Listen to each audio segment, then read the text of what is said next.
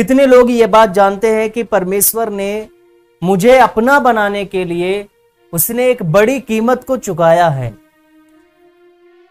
परमेश्वर ने एक बड़ी कीमत दी है आपको छुड़ाने के लिए, मुझे छुड़ाने के लिए, आपके परिवार को छुड़ाने के लिए, आपके बच्चों को छुड़ाने के लिए परमेश्वर ने एक बड़ा कदम उठाया है। आप किसी भी ग्रंथ में पढ़ें, आप किसी भी संप्रदाय में चले जाएं, आपको ऐसा बलिदान कभी सुनने में भी नहीं आएगा कि किसी ने ऐसा बलिदान किया हो। आपको पता है, जितने भी आप ग्रंथ उठा लें, अदर गॉड्स के बारे में स्टडी कर लें, तो आपको पता चलेगा कि वो सभी के सभी बलिदान मांगा करते थे। मुझे बलिदान चढ़ाओ तब मैं तुम्हारे इन कामों को सफल करूंगा। उन देवताओं ने कभी भी खुद एक बड़ी कीमत नहीं चुकाई है, कभी भी नहीं। देखिए, हमेशा सच्चाई आपको प्रभावित करेगी, झूठ आपको प्रभावित नहीं कर सकता है। आप कुछ पल के लिए झूठ से प्रभावित हो सकते हैं, कथा कहानियों पर कुछ देर के लिए तो संतुष्टि पा सकते हैं, पर कहीं ना कहीं पर एक क्वेश्चन मार्क सामने खड़ा हो जाता है। हर एक चीज पे आप देखेंगे जो अदर गॉड्स हैं, जो उनकी थ्योरी है, उन सब में एक क्वेश्चन मार्क खड़ा हो जाता है कि ऐसा क्यों है। एक प्रश्न खड़ा हो जाता है कि इन्होंने ऐसा क्यों किया। लेकिन परमेश्वर में ऐसा नहीं है, उसके सामने कोई भी प्रश्न खड़ा होता ही नहीं है। वो दयालु है, वो दयावंत है, वह देर से क्रोध करने वाला है, वह करुणामय है, वह क्षमाशील है, वो क्षमा करने वाला है, वो दयावंत है, वो दया करने वाला है। परमेश्वर ने कभी बलिदान मांगा नहीं, पर उसने दिया। आपको पता है, बाइबल में एक देवता का नाम है जिसका नाम है मोलेक, एक घृणित देवता मोलेक, जिसके नाम के आगे हमेशा बाइबल में एक घृणित वर्ड लिखा होता है, एक शब्द लिखा होता है कि वो घृणित है। मोलेक हमेशा बलिदान मांगा करता था।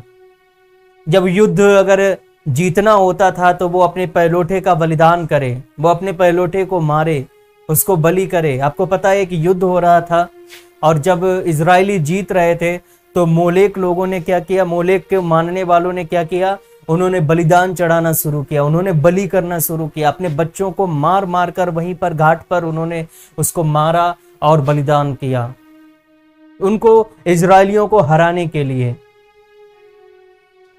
आपको पता है, अब्राहम भी जब परमेश्वर ने कहा कि अपने इकलौते पुत्र को बलि कर, तो अब्राहम को बिल्कुल वैसा ही लगा कि मुझे बलिदान करना ही करना है। परमेश्वर भी बलिदान चाहता है, परमेश्वर भी चाहता है कि मैं अपने इकलौते को बलि कर दूं। और हो सकता है कि मेरे आने वाले जो समय में जो होगा, जो कुछ करेगा, परमेश्वर सब कुछ करेगा, वो अपनी उसकी एक योजना है। लेकिन जब बलि करने से रोका तो परमेश्वर ने कहा कि मैं मोलेक के समान नहीं हूं, मैं अन्य देवताओं के समान नहीं हूं। अब्राहम, तूने आज जो बलि करने के लिए भी मेरी बात मान ली थी, मैं तुझसे वादा करता हूं कि मैं बलिदान करूंगा। और आपको पता है, बाइबल कहती है यूहन्ना 3:16 में बाइबल कहती है कि परमेश्वर ने जगत से ऐसा प्यार किया, ऐसा प्रेम रखा कि उसने अपना इकलौता पुत्र दे दिया, जिससे जो कोई उस पर विश्वास करे वो अनंत जीवन पाए। विश्वास करने वाले अनंत जीवन पाएंगे, वो मरेंगे नहीं, वो नष्ट नहीं होंगे। बाइबल कहती है कि जितनों ने यीशु पर विश्वास किया वो नष्ट नहीं हुए, और इस बात के गवाह आप लोग हैं। आप जानते हैं, कोई सुसाइड करने वाला है, कोई मरने वाला है, कोई जहर खाने वाला होता है, कोई फांसी लगाने वाला होता है, पर इन सबको एक आखिरी लम्हे पर एक आवाज सुनाई देती है, मेरे बेटे मैं तुमसे प्यार करता हूं। आज बहुत सी ऐसी गवाहियां हैं जो आपको घेरे हैं, वो कहती है कि मैं आपसे प्यार करता हूं मेरे बेटे, तुम अपने जीवन को नष्ट मत करो। मैं परमेश्वर पसंद नहीं करता कि कोई मनुष्य अपना जीवन नष्ट करे। मैं वो परमेश्वर हूं जो जीवन लेता नहीं पर मैं देता हूं। हालेलुया। परमेश्वर उनको बचाता है, मरते हुए व्यक्ति को बचा रहा है। वो आपने देखा होगा, जो भी मसीह में आया, जो पहले किसी और संप्रदाय में था, पर जब वो मसीही बना तो उसका अगर जीवन देखेंगे तो उसका जीवन में कहीं ना कहीं पर एक ऐसा मोड़ आता है। उसने सोचा होगा कि मैं मर जाऊं तो अच्छा है, उसने सोचा होगा कि मैं अपने जीवन को खत्म कर लूं वो अच्छा है। लेकिन वहीं पर परमेश्वर उससे बातें करता है और वो कहता है कि मेरे बेटे, अपने जीवन को नष्ट मत कर, यह जीवन अनमोल है और मैं प्यार करता हूं तुझे। अपने आप को अकेला मत मान, मैं तुझे प्यार करता हूं। ओ मेरा परमेश्वर महान है प्रियो, वो आपका परमेश्वर है और वो परमेश्वर बहुत महान है। वो आपको इतना प्यार करता है कि आपने कभी सोचा नहीं होगा। आप विचार करें कि कैसे वो आखिरी वक्त पर उसे बचाता है, जीवन देता है। परमेश्वर किस तरह से आता है, बोलता है उनसे, वो अपनी सत्य प्रतिज्ञता को प्रकट करता है। तब परमेश्वर ने कहा कि जो कोई मुझ में विश्वास करता है वो नष्ट नहीं होगा, जो कोई यीशु में विश्वास करता है वो नष्ट नहीं होगा। मैं जीवन देने के लिए आया हूं, मैं उसको नष्ट करने के लिए नहीं आया। पर जितनों ने उसको नकार दिया, जितनों ने उस पर विश्वास नहीं किया, यीशु पर विश्वास नहीं किया, उनका जीवन नष्ट हुआ, खत्म हुआ। मेरे प्रियो, आपके जीवन को बचाया क्योंकि आपने यीशु पर विश्वास किया। आप नष्ट नहीं हुए और ना आप नष्ट होने के लिए बुलाए गए हो। तो फिर अब क्यों ऐसा सोचते हो एक मसीही होते हुए भी कि मेरा जीवन नष्ट हो चुका है, मेरा जीवन अब समाप्त होने की कगार पर है? नहीं नहीं नहीं नहीं नहीं नहीं नहीं नहीं। अगर आप एक अच्छे मसीही है और प्रार्थना करने वाले हैं तो आपका जीवन कभी नष्ट नहीं होगा। हिजकिय्याह के बारे में जानते हो, हिजकिय्याह ने क्या किया? हमेशा परमेश्वर के रास्ते पे चला, हमेशा दाऊद की शिक्षा पर चलता रहा। दाऊद जैसे भजन किया करता था वो दाऊद के भजनों को गाया करता था, वो भजन संहिता गाया करता था, दाऊद के समान चला करता था। वो बनना चाहता था कि मैं दाऊद के समान बन जाऊं। वो लगातार दिन रात प्रभु के रास्ते पे चलता रहा, पर उसको दिल जब टूटा, जब उसको पता चला कि वो मरने वाला है, जब उसको पता चला मरने वाला है, तो वो रोया और उसने दीवार की तरफ परमेश्वर से बात की कि परमेश्वर मुझे जीवन दे दे। मैंने हमेशा तेरे रास्ते पर मैंने अनुसरण किया है, मैंने हमेशा दाऊद के समान चाल चली है, मैं बुराई से बचा रहा, मैंने उन सारी कोशिशें की हैं, जितना मैं बुराई से बच सकता था मैं बचा। अब हे मेरे पिता, मुझे नया जीवन दे दे। और परमेश्वर ने उसको प्यार किया, उसको जीवन दिया और 15 साल उसकी उम्र को बढ़ाया। परमेश्वर नष्ट नहीं करता, वो आपके जीवन को बढ़ाता है। जितनों ने यीशु पर विश्वास किया उनके जीवन बचाए गए हैं। हालेलुया। अगर यीशु मेरे जीवन में नहीं आता तो मैं कभी भी पढ़ाई नहीं कर सकता था। इंग्लिश में मैं पूरी तरह से जीरो था। मैं 9th में आ गया पर मुझे इंग्लिश नहीं आती थी। परमेश्वर से प्रार्थना की, प्रभु मुझे पढ़ना नहीं आता, मेरे समझ नहीं आ रहा था क्योंकि सब कुछ मेरे ऊपर से जा रहा था। तब परमेश्वर ने मुझे छुआ और उस वक्त जब मैंने देखा, तब मैंने 9th में HRM इंग्लिश के ये वर्ड जो कॉमन है, जो छोटे बच्चे को पता होता है, मैंने 9th में ये सारी चीजों को सीखा था। HRM का प्रयोग मैंने बोलना सीखा, मैंने इंग्लिश को सीखा। मैं कुछ भी नहीं जानता था इंग्लिश का, मुझे एक अक्षर नहीं पता था, ABC नहीं पता था मुझे, पर परमेश्वर ने मुझे यह ज्ञान दिया। मैंने परमेश्वर से मांगा। मैं जानता हूं कि परमेश्वर ने मुझे प्यार किया है। अगर उसने मुझे प्यार नहीं किया होता तो कभी यीशु नाम मेरे जीवन में नहीं आता। अगर आज आपके जीवन में यीशु नाम है तो परमेश्वर ने आपको प्यार किया है। आपको पता है, जब परमेश्वर ने आपको चुना था आप कुछ नहीं जानते थे, आप जीरो थे और परमेश्वर ने आपको चुना। पर आपके अंदर एक चीज थी, ईर्ष्या, और ईर्ष्या बाइबल कहती है एक देवी का नाम है। एजिकियल के ग्रंथ में जब आप मंदिर के विवरण के बारे में पढ़ेंगे, जब परमेश्वर एजिकियल को उठाकर लेकर जाता है और ऐसे मंदिर पर लेकर जाता है जो अन्य देवताओं का था, वहां पर मौजूद जो देवियां थी उनमें से एक था क्रोध की देवी।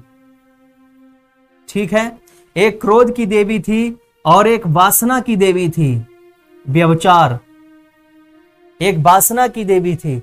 और उनमें से बाइबल कहती है कि सबसे ज्यादा बड़ी देवी जो थी उनमें से क्रोध से भी, वासना से भी बढ़कर एक देवी थी जिसको बोला गया जलन, ईर्ष्या। ये देवी, इसने पूरी तरह से लोगों को भ्रमित किया, बाइबल कहती है। इस देवी ने उन सारे मसीही लोगों को भ्रमित कर दिया जो चलना चाहते थे, जो आत्मिक जीवन में बढ़ना चाहते थे, और उनको बता दिया ये ईर्ष्या तब आती है जब आपको बहुत ज्ञान होता है, जब आप प्रार्थना करना सीख जाते हैं तब ये होता है, उससे पहले ये कभी नहीं हो सकता मेरे प्रियो। हालेलुया। उससे पहले कभी भी आपको कोई भ्रमित करने नहीं आएगा। उससे पहले आपको पता है कौन आते हैं? जब आप मसीह में नए होते हैं तब आते हैं आपके रिश्तेदार, रिलेशन के आपके रिश्तेदार आएंगे। उसके बाद आपके कौन आते हैं? रिश्तेदार के बाद आपका पूरा सोसाइटी, आपका समाज पूरा आता है आगे। समाज आपको रोकता है, आपको आपके सब कुछ खत्म हो जाता है, कोई रिश्तेदार नहीं, कुछ नहीं, जब आप मसीह में आते हैं। उसके बाद सबसे बाद जब आप बहुत ही एक टॉप मसीह हो जाते हैं, टॉप मसीह होने के बाद आपको जो पकड़ता है वो है ईर्ष्या। बड़े ध्यान से समझना है मैं जो आज आपको बता रहा हूं, क्योंकि परमेश्वर आपको ये चीज सिखाना चाहता है, परमेश्वर आपको ये चीज बताना चाहता है। हालेलुया। उसने कहा है कि मैं ये चीज सिखाऊं, क्योंकि उसने मुझे भी सिखाया है। ईर्ष्या कब आती है, किन चीजों से आती है, आपको देखना है। हालेलुया। आप कहीं ना कहीं पर आप वचन के खातिर उनके अंदर, मैं ये पाता हूं कि वो जो नए मसीह होते हैं उनको सिखाते में वो आनाकानी करते हैं और बहुत घृणित दृष्टि से देखते हैं कि मैं मसीही हूं और ये लोग देखो कैसे मूर्ति पूजा वाले हैं, कैसा मूर्ति पूजक इंसान है, कैसे मूर्ति पूजा करने वाले लोग हैं, मैं इनसे घृणा करता हूं, मुझे ये अच्छे नहीं लगते हैं, मुझे ये मूर्ति पूजक लोग अच्छे नहीं लगते हैं। ठीक है, अच्छी बात है कि मैं मूर्ति पूजा वाले लोगों से मतलब नहीं रखता। अगर आपने ऐसा माना कि मुझे इन मूर्ति पूजा करने वालों से घृणा है, देखो मैं भी नहीं कहता हूं कि मैं इनके संग खाऊं पीऊं चलूं फिरूं डांस करूं सब कुछ करूं, मैं कहता हूं कि इनके लिए आपको करना है प्रेयर। अगर कोई भी आपको मिले, कोई भी आपका दोस्त, आपका मित्र अगर कोई मूर्ति पूजा में है और आपकी बात नहीं मानी यीशु के बारे में, पर आपका काम है कि प्रार्थना हमें करना ही होगा। और ये कब होता है? आप ये तब कर पाएंगे जब ये आपके अंदर नहीं होगा। आपके अंदर जो चीज होगी वो है प्रेम। प्रभु ने कहा कि अपने शत्रुओं से प्रेम करो, और यहां पर आपके मित्र हैं तो इनसे कितना प्रेम करना होगा आप सोच सकते हैं। जब एक शत्रु के लिए परमेश्वर ने कहा कि तुम प्रेम करो, तो सोचो कि हम अपने जो कोई हमारा अपना है, हमारा मित्र है, हम उसके लिए कितना प्रेम करेंगे। आपने प्रार्थना की और इस प्रार्थना के बाद फलस्वरूप क्या हुआ? परमेश्वर ने सुना। इसके बाद परमेश्वर ने सुना, उत्तर मिला। अब ये जो प्रार्थना की और परमेश्वर ने सुना, उत्तर मिला, इसकी बात खत्म हो गई। अब बात आती है भविष्यवाणी की। अगर आपको भविष्यवाणियों का वरदान मिलता है, भविष्यवाणी आपने करी, आपने किसी के लिए भविष्यवाणी करी और वो पूरी हो गई, ठीक है, इसके बाद भविष्यवाणी का भी चैप्टर क्लोज हो गया। इस तरह से बहुत सारी चीजें हैं। भाषाएं आई, और भाषाएं आपको पता है कितना समय हो गया, भाषाएं पहले कौन सी हुआ करती थी और आज की कौन सी भाषा चल रही है। भाषा में हमेशा बदलाव आता रहता है, ये भाषा भी खत्म। ऐसे बहुत सारी चीजें हैं जो खत्म हो जाती हैं। जो खत्म नहीं होगा तो वो है, आपको मिलेगा प्रेम। प्रेम धीरजवंत है। ये धीरजवंत क्या है? क्या आप धीरज रखते हैं? आपने प्रार्थना करी है या आपको कोई बोल रहा है, कुछ भी ऐसा कुछ कह रहा है या कुछ भी आपको गलत सलत बोल रहा है, क्या आप धीरज रख पाते हैं? आप कितनी देर धीरज रख पाते हैं? आप कहते हो मेरा सब्र का बांध टूट रहा है।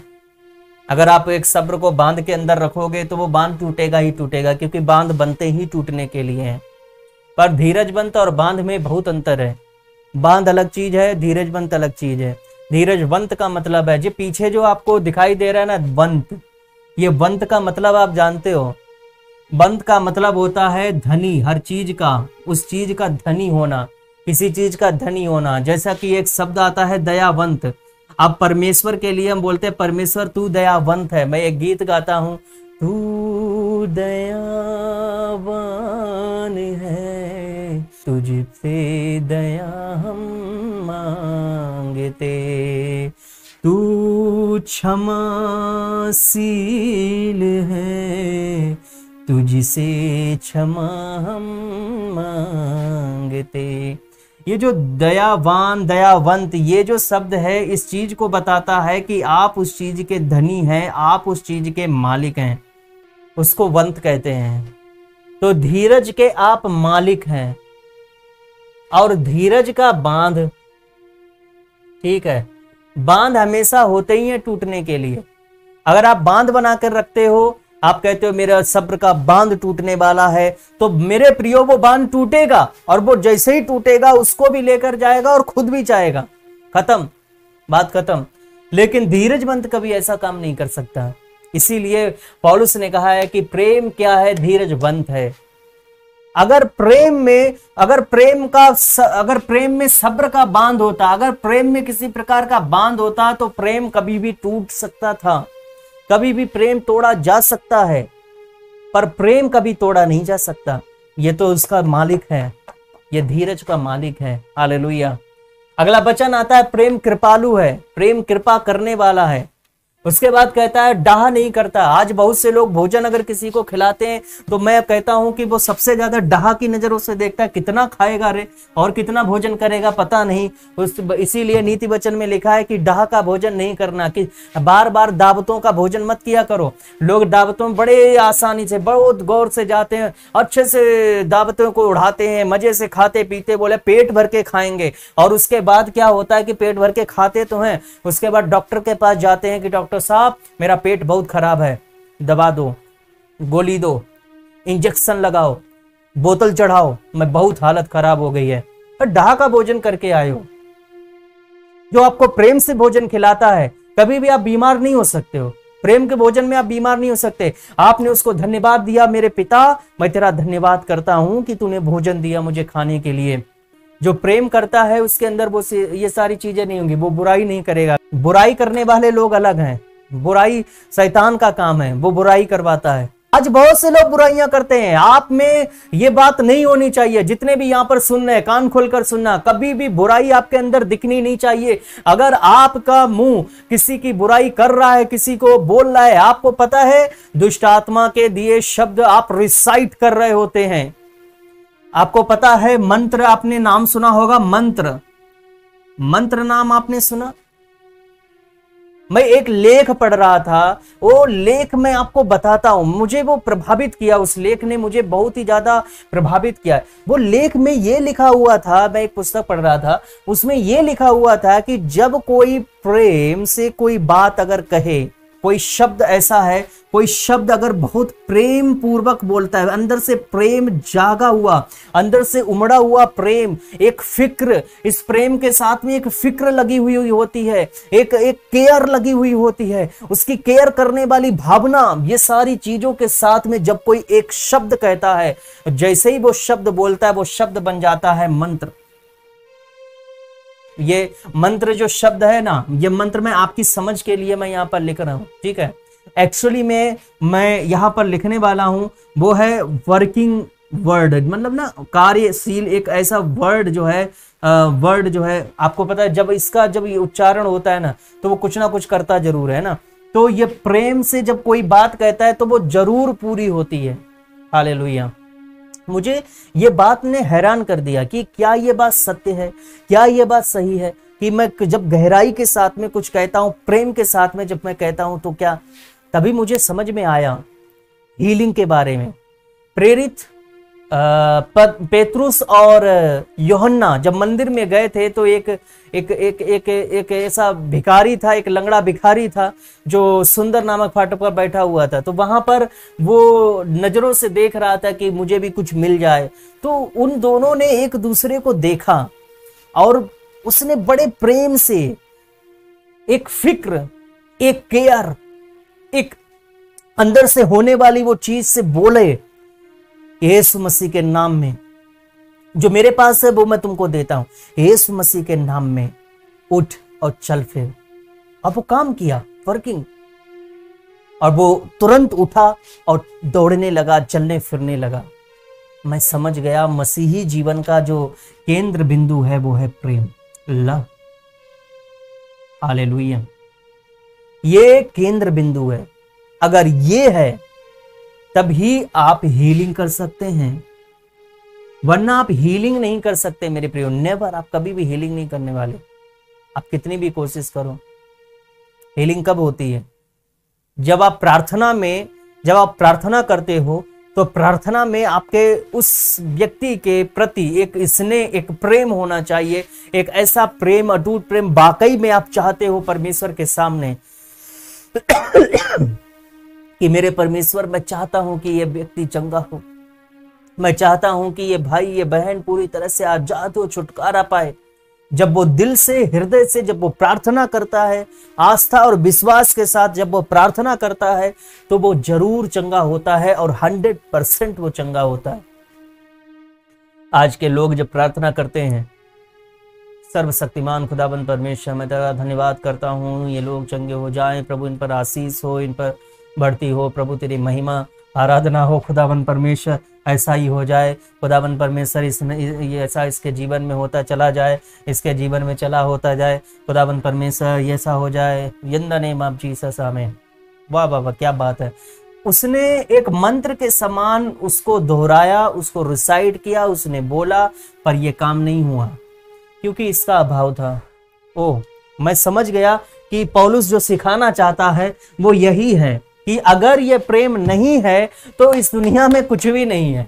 प्रभु, मैंने तेरे नाम से बड़े बड़े काम किए, मैंने बड़े बड़े नाम से चमत्कार किए, तेरे नाम से मैंने किया प्रभु। कुकर्मियों, मेरे पास से हट जाओ, मैं तुमको नहीं जानता। मैं जानता हूं तो एक ही जुबान को जानता हूं, और वो है प्रेम की भाषा। मैं इसी को जानता हूं। हालेलुया। आपको पता है मेरा परमेश्वर केवल एक भाषा को जानता है, वो है प्रेम, क्योंकि उसने आपसे मिलने के लिए एक ही भाषा का प्रयोग किया है, वो है प्रेम। क्या आपको परमेश्वर कभी थंडर के रूप में मिला है? बहुत गड़गड़ाता हुआ, चिल्लाता हुआ, चीखता हुआ, आपको पूरी तरह से डरा दिया हो, झकझोर दिया हो? हा? कभी ऐसे मिला परमेश्वर आपसे? ऐसा नहीं मिला होगा। वो तो तब मिला होगा जब आप सुसाइड करने वाले थे, मरने वाले थे, जहर खाने वाले थे, दुनिया से चले जाना चाहते थे। आपको ऐसा विचार करता था, ए परमेश्वर, मैं मर ही जाऊं, मैं इस दुनिया में कुछ भी नहीं करूंगा। और तब आपको वो मिला, शांत हो जा, शालोम, शांत हो जा, मैं तुझसे प्यार करता हूं, मैं तेरे एक नया जीवन दे रहा हूं, और इस जीवन को जी, मुझ पर विश्वास कर, मुझ पर भरोसा कर। जितनों ने यीशु पर विश्वास किया उन्होंने अनंत जीवन पाया, वो नष्ट नहीं हुए, उनका जीवन बचाया गया। ये प्रेम की कंडीशन है। अगर कोई भी हस्बैंड वाइफ यहाँ पर देख रहे हैं तो उनके बीच ये चीज होनी नहीं चाहिए, झुंझुलाना। अगर आपके अंदर ये सारी चीजें हैं और आप बुरे मान जाते हो, किसी बात का बुरा मान रहे हो, बार बार बुरा मान रहे हो, आपके घर में कोई आपको कोई कुछ कहता है और आप बुरा मानते हो, घर में कुछ आपको बताता है तो आप बुरा मानते हो, झुंझुलाते हो, ये होना नहीं चाहिए। फिर वहां पर प्रेम नहीं है, और प्रेम नहीं है तो वो परिवार नहीं है। आप कभी भी एक सक्सेसफुल मसीह नहीं हो सकते हो। अगर आप चाहते हो कि मैं एक सक्सेसफुल मसीह हूं तो आपके अंदर ये चीजें नहीं होनी चाहिए, झुंझुलाना आपके अंदर नहीं होना चाहिए। इसके बाद आता है कुकर्म से आनंदित नहीं होता है। बहुत से लोग कहते हैं, मजा लेते हैं, कुकर्म करते हैं। किसी अगर आपको जब पता चलता है पड़ोसी के या कुछ भी ऐसा, वो आनंदित नहीं होता। सब बातों को वो सह लेता है, सारी बातें जो है वो सहन करता है। अभी आजकल जो है सहन जो है अब रहा नहीं है। आजकल ये सहनशीलता भी खत्म हो रही है, और यही कारण है, सहनशीलता ना होने के कारण एक विद्रोही भावना बहुत जल्दी आती है और लोगों के परिवार को तोड़ रहे हैं, लोगों के परिवार को खत्म कर रहे हैं। सहन करो। कोई कुछ बोलता है, कोई कुछ कहता है, उसको सहन करना सीखो। आपके पड़ोसी ने क्या कहा, किसी ने क्या बोला, उसको सहन करना सीखो। लेकिन हम लोग सहन नहीं करते हैं, और जब सहन नहीं करेंगे तो वहां पर हम प्रेम भी नहीं कर सकते हैं।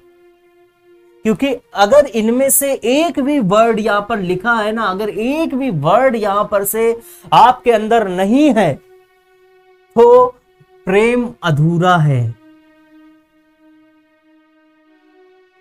ठीक है, फिर आपके अंदर एक मूवी बन जाएगी आपके लिए, अधूरा प्रेम। और आजकल लोग खुश भी होते हैं अधूरा प्रेम, है ना। कंप्लीट प्रेम को अधूरा प्रेम को देख देख के काफी लोग खुश, मतलब कहते हैं अब मेरा भी अधूरा प्रेम है, हमारी अधूरी कहानी है ना। मैंने सुना है, पोस्टर देखा था मैं जब जा रहा था मीटिंग के लिए, तो लगा था एक पोस्टर, हमारी अधूरी कहानी, अधूरा प्रेम, अधूरा सब कुछ है। क्या है अधूरा? इनमें से एक भी चीज उसके अंदर नहीं है, इसीलिए वो अधूरा है। हर एक व्यक्ति के लिए, अगर आप कंप्लीट मसीही होना चाहते हो, एक अच्छा मसीही होना चाहते हो, अगर आप परमेश्वर के रास्ते पे चलने वाले मसीही होना चाहते हो, तो आपके अंदर ये सारी चीजें होनी चाहिए। इसके बाद आता है सब बातों की प्रतीति करता है, सारी बातों की प्रतीति करता है और सब बातों की आशा रखता है और सब बातों में धीरज धरता है। वो धीरजवंत है, धीरजवंत, और वो सब बातों का धीरज धरता है।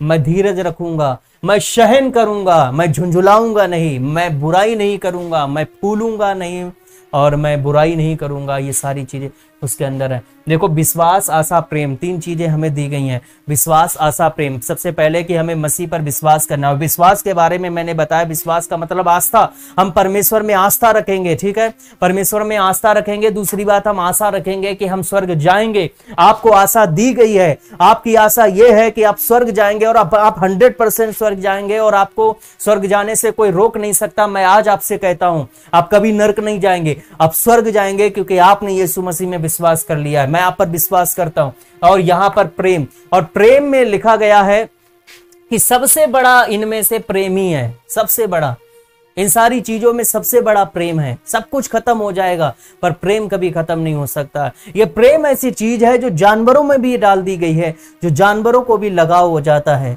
हालेलुया, यह प्रेम है। अगर ये प्रेम ना हो तो ये सृष्टि नहीं चल सकती है, बिल्कुल नहीं चल सकती है। हो सकता है कि कोई गलत मार्ग पर चल रहा है, व्यभिचार में चल रहा है, हम उसके लिए प्रार्थना करेंगे, उसको बचाएंगे। बाइबल कहती है कि आग में से उसको हाथ पकड़कर खींच लो, यह आपका काम है। आप प्रेम रखें और इसको कभी खत्म ना होने दो।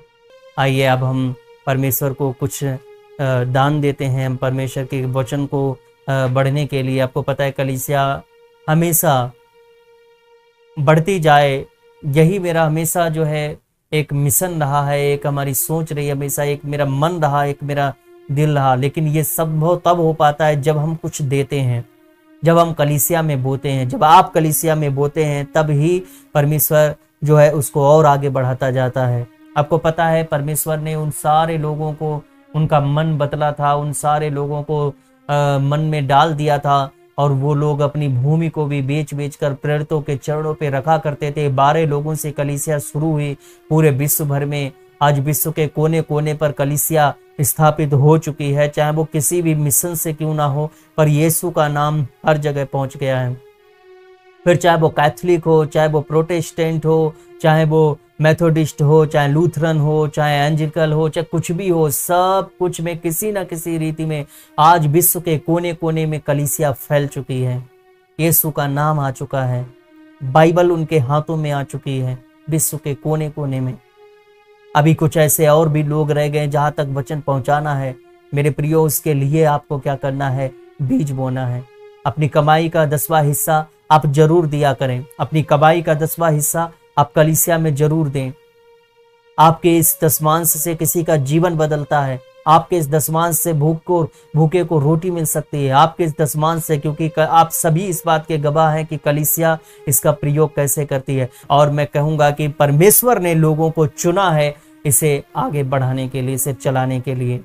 और मैं आपको एक बात बताऊं, जितने लोगों ने अभी हाल ही में दशमांश भेजा गया है, उन सब के दशमांश जो है उनके लिए प्रार्थना की जा रही है। और जो भी संदेश आएगा जल्द ही उन संदेशों को मैं आपको कमेंट बॉक्स में बताने वाला हूं। ठीक है, प्रभु आपको आशीषित करे। God bless you, I love you.